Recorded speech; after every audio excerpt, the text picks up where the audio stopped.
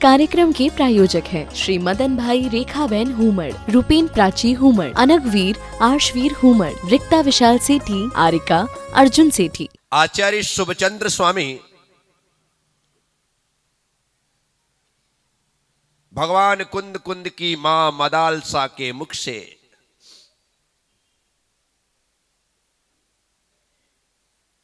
भगवान कुंद कुंद को जब वे पालने में लोरी गाते हुए अध्यात्म का बोध दे रही है। आचार्य कुंद कुंद स्वामी का आध्यात्म के प्रति रुझान होने का जो कारण और जो वजह है वह सिर्फ उनकी मां है, क्योंकि जिस मां के अंतर मन में अध्यात्म की अजस्त्र धारा बहती हो और जो मां अपने छोटे से बच्चे को अध्यात्म की शिक्षा लोरी के माध्यम से सुनाती हो,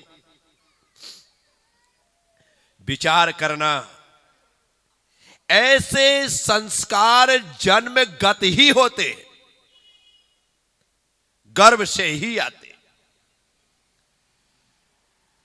मां पालना झुलाते हुए कह रही है, एकोसी मुक्तोसी चितात्मकोशी चिद्रूप भावोसी चिरंतनोशी अलक्ष्य भावो जहि देह मोहम मदालसा वाक्य मुपास्य पुत्र। हे पुत्र, तू मदालसा के वाक्य को हृदय में धारण कर और उस वाक्य को धारण करते हुए यह याद रख कि शरीर के साथ तुझे मोह परिणाम को छोड़ना है। इस शरीर से मोह मत कर। हमें आहर निशरीर से मोह होता है। हमारा पूरा जीवन शरीर के लिए होता है, हमारी हर क्रिया शरीर के लिए होती है। शरीर की सुख सुविधा का हम कितना ख्याल रखते हैं, कितना ध्यान रखते हैं। शरीर स्वस्थ रहे, पहली बात। शरीर स्वच्छ रहे, दूसरी बात। शरीर मस्त रहे, तीसरी बात।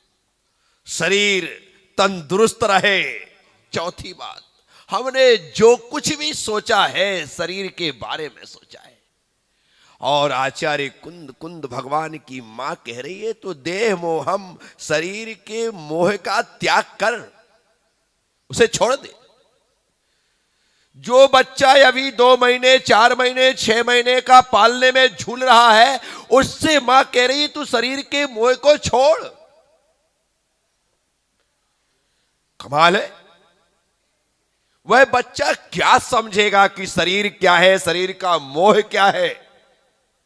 लेकिन बच्चा भले ना समझ रहा हो, लेकिन मां तो समझ रही है कि शरीर मोह करने जैसा नहीं है।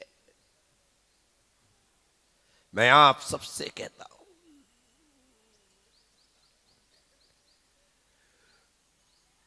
इस भाव को हमें हमेशा अपने दिल दिमाग में लगा करके रखना चाहिए कि शरीर मेरा नहीं है। शरीर मेरा जब तक शरीर से ये ममत्व का भाव समाप्त नहीं होगा, तब तक समत्व का भाव नहीं आ सकता है। समता का भाव सिर्फ ममता के त्याग से ही पैदा होता है। और अभी तो हमें सबसे ममता है, या यूं कहे कि ममता के अलावा और कुछ भी नहीं। ममता शब्द बना है मम से। मेरेपन का जो भाव है उसका नाम है ममता। मेरेपन का जो भाव उसका नाम है। 10 लक्षण पर्व में 2 ऐसे धर्म है। दूसरा धर्म मैं का त्याग करवाता है और 9वां धर्म मेरे का त्याग करवाता है। क्या? मैं का त्याग और मेरे का त्याग। जितना बड़ा मेरा होगा, जितना ज्यादा मेरा होगा, उतना बड़ा मैं होगा। जितना बड़ा मेरा, जितना बड़ा है, ये मेरा महल, ये मेरी अटारी, ये मेरी हवेली, ये मेरा मकान, ये मेरी दुकान, ये मेरा खेत, ये मेरी खलियान, ये मेरी जमीन, ये मेरी जायदाद, ये मेरा सोना, ये मेरी चांदी, ये मेरा वैभव, सब कुछ जो आप मेरा मेरा कर रहे हैं, वह मेरा ही मैं को बढ़ाता है। मेरा ही मैं को, जितना ज्यादा मेरा उतना बड़ा मैं। और जिसके पास मेरा कुछ भी नहीं है, उसके पास मैं कहने को कुछ है ही नहीं है। मैं किस बात का गुमान करूं? किस बात का करूं? हाथ ही तो कारण है अहंकार की। ज्ञानाम पूजाम कुलम जातिम बल मृद्धिम तपो बपु अष्टावासित माम नित्यम इसमय माहुर गतिस्मय। भगवान समंत्र भद्र स्वामी रत्नकर्ण साहब का 4 में 8 प्रकार के ये अहंकार बतला रहे हैं। ज्ञान के कारण अहंकार, मेरा ज्ञान, मैं पंडित, मैं विद्वान, मैं ज्ञानी, मुझसे ज्यादा, मुझसे श्रेष्ठ और किसी को नहीं आता है। आज की तारीख में मैं सभी शास्त्रों का ज्ञाता हूं, सभी शास्त्रों का पाठी हूं, मुझे सभी शास्त्र कंठस्थ है। मैं हर एक प्रकार की समस्याओं का समाधान कर सकता हूं। ऐसा कुछ भी नहीं है जो मुझे नहीं आता हो। ये कौन कह रहा है? अहंकार। कौन कह रहा है? पढ़ने के बाद, जानने के बाद, सीखने के बाद, समझने के बाद, याद करने के बाद, ज्ञान की वृद्धि हो जाने के बाद अहंकार नहीं आना चाहिए। इसीलिए तो शिक्षा विभाग ने जो अपना सूत्र दिया, उन्होंने कहा विद्या ददाति विनयम। क्या कहा? बोलो। विद्या विनय को देती है। यदि ज्ञान बढ़ा और विनय नहीं आई, अहंकार आ गया, तो समझना ज्ञान नहीं अज्ञान बढ़ा है। क्या बढ़ा है?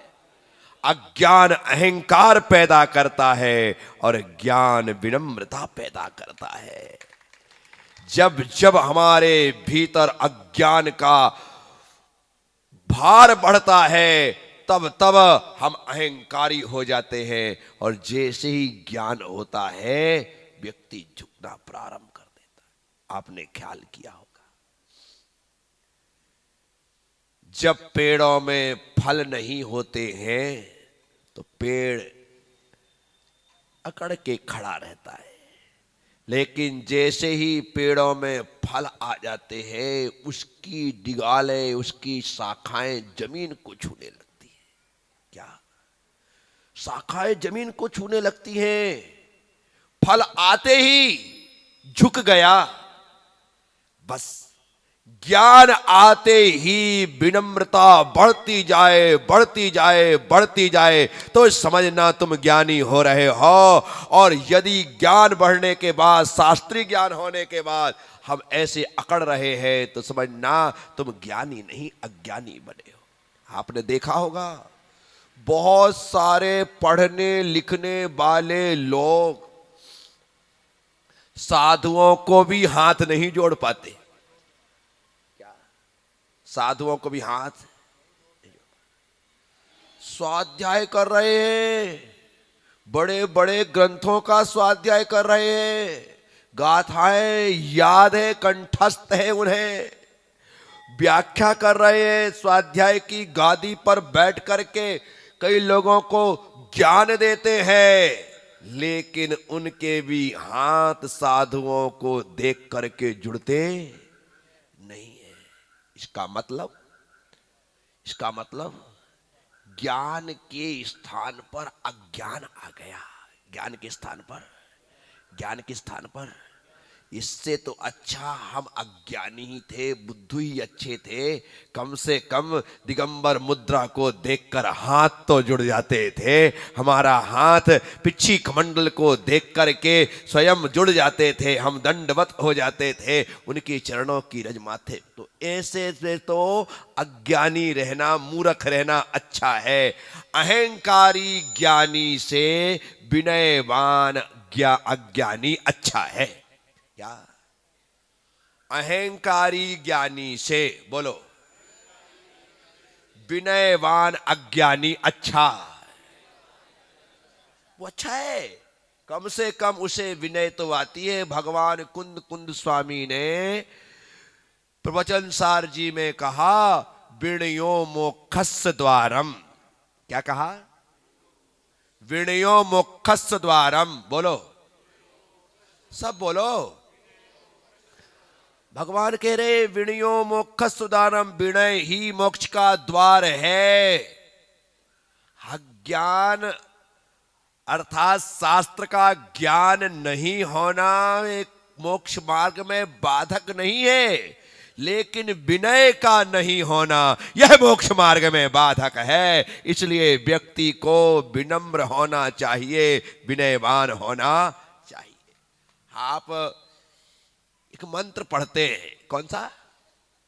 एक मंत्र पढ़ते, कौन सा मंत्र पढ़ते? नमोकार मंत्र। कौन सा मंत्र पढ़ते हैं? नमोकार मंत्र पढ़ते हैं। सौरभ, उस मंत्र में कितने बार नमस्कार है? कितने बार नमस्कार किया है? 5 बार नमस्कार किया है। अरिहंतों को, सिद्धों को, आचार्यों को, उपाध्यायों को, साधुओं को। दुनिया का पहला मंत्र है और आखिरी मंत्र है जिसमें 5 बार नमस्कार है। 1 बार नमस्कार वाले तो बहुत से मंत्र हैं। नमो नमः कह करके 2 बार नमस्कार वाले मंत्र भी हैं। आगे नमः, पीछे नमो नमः कह करके 3 बार वाले भी मिल जाएंगे, लेकिन 5 बार नमस्कार करवाने वाला सिकलौता मंत्र है नमस्कार मंत्र, नमोकार मंत्र। अब विचार करो आप, जिस मंत्र ने सिर्फ हमें झुकना सिखाया। क्या सिखाया? सिर्फ झुकना सिखाया कि आपको कुछ नहीं करना है, तुम्हें कुछ आए ना आए, झुकना आ गया तो समझना सब कुछ आ गया। क्या? झुकना आ गया तो, झुकना आ गया तो सब कुछ आ गया। मेरे दादा गुरु आचार्य विमल सागर जी महाराज, वात्सल्य की अविरल धारा उनके अंतर मन से सतत बहती थी। कोई भी साधु उनके पास आता था तो आचार्य होने के बाद भी एक मुनि को लेने के लिए दूर तक जाते थे। 1986 6 मार्च 1986 का दिन, मेरे गुरुदेव जब मुनि थे और हम उनके साथ ब्रह्मचारी थे, इंदौर के कांच मंदिर के पास शांतिनाथ मांगलिक भवन में आचार्य महाराज का संग विराजमान था। हम लोग उनके दर्शन की भावना से बड़े खुश होकर के बढ़ रहे थे कि आज तो आचार्य महाराज के दर्शन मिलेंगे। मेरे गुरुदेव इतने खुश थे कि पूछो मत, सालों बाद उनके दर्शन हो रहे थे। जैसे ही विमल सागर जी महाराज को पता लगा कि पुष्पदंत आ रहा है, अपने कमरे से उठे, बाहर निकले, बाहर निकल करके मांगलिक भवन के बाहर आए। कहाँ है मेरा बेटा पुष्पदंत?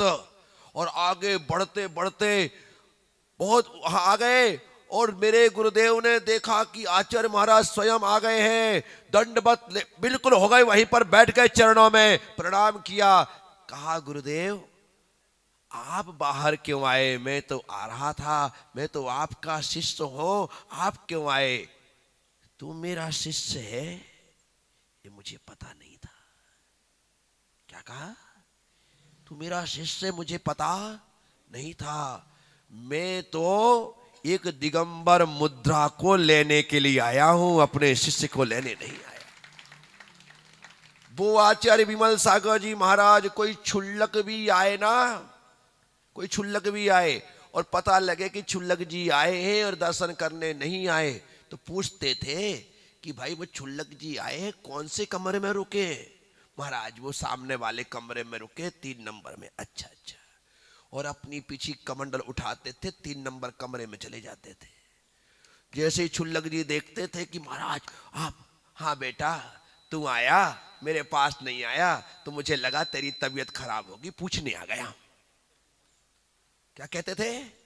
तेरी तबीयत खराब होगी, स्वास्थ्य ठीक नहीं होगा बेटा, तो पूछने आया। तेरी तबीयत तो ठीक है। सामने वाला पानी पानी हो जाता था, कहता था गुरुदेव मैंने बहुत बड़ा अपराध किया है जो मैं आपके पास नहीं आ पाया। ऐसे थे आचार्य विमल सागर जी महाराज। उनके जो संस्मरणों को हम याद करते हैं तो लगते हैं कि हे प्रभु, ऐसी विनम्रता हमारे जीवन में कब आएगी, ऐसी निश्चलता हमारे जीवन में कब आएगी, ऐसी सरलता हमारे जीवन में कब आएगी, ऐसी सहजता हमारे जीवन में कब आएगी कि क्षुल्लक के कमरे में जाकर के उससे पूछ रहे कि बेटा तेरी तबीयत तो ठीक है, तेरे आने की सूचना मिली, तू नहीं आया तो मैं तेरा स्वास्थ्य पूछने आ गया। कोई कर सकता है ऐसा? एक महानतम आचार्य ऐसा कर रहे हैं। उन्होंने ऐसा करके सिखाया कि बेटा जीवन में तुझे कुछ आए ना आए, झुकना आना चाहिए, विनम्रता आनी चाहिए। जिसके भीतर विनय गुण है उसके पास सारे गुण है उसके पास, और जिसके पास विनय गुण नहीं है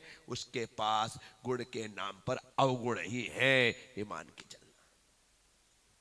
सभी गुणों में बड़ा गुण, बोलो सभी गुणों में बड़ा गुण कौन सा है? विनय गुण है। इसलिए अपने हाथों को हमेशा जोड़ करके रखो। हाथ जुड़े होते हैं ना तो सिद्धार्थ जी आप मुझे आहार देते हो, हाथ जुड़े होते हैं तो, और ऐसा मैं हाथ खोल देता हूं तो तुम भी देना बंद कर दे। तो बोले प्रज्ञासागर महाराज की, अब मैं मांगू तो भी तुम नहीं देते, बोलो ना हाँ। मैंने खुद ने अनुभव किया अज्जू बाबू कि जब तक मेरे हाथ जुड़े होते हैं लोग मुझे मना मना करके देते, और जैसे ही मेरे हाथ जुड़े थे अलग हो गए, कोई देते ही नहीं है यतीश, ऐसा हो गया। तो मैंने सोचा कि ये जुड़ना पाने का प्रतीक है। हाथ जोड़ते हैं तो मुझे मिलता है, और तुम हाथ जोड़ते हो तो तुम्हें मिलता है। सिर्फ जो हाथ जोड़ेगा उसे मिलेगा। इस कार्यक्रम के प्रायोजक हैं श्री मदन भाई रेखाबेन हुमड़, रूपेन प्राची हुमड़, अनगवीर आर्शवीर हुमड़, रिक्ता विशाल सेठी, आरिका अर्जुन सेठी।